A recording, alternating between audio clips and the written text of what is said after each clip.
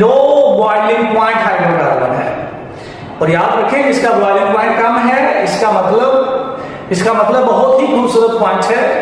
जिसका boiling point कम है ना, इसका मतलब उसका मोलर मास या उसका मॉलिक्यूलर वेट भी कम है।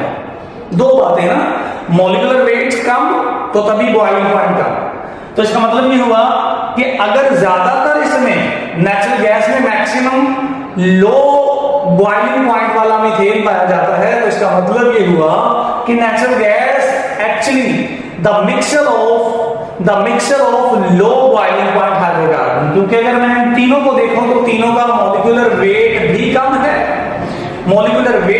है, और उसके साथ साथ इनका जो बॉइलिंग पॉइंट है वो भी कम है।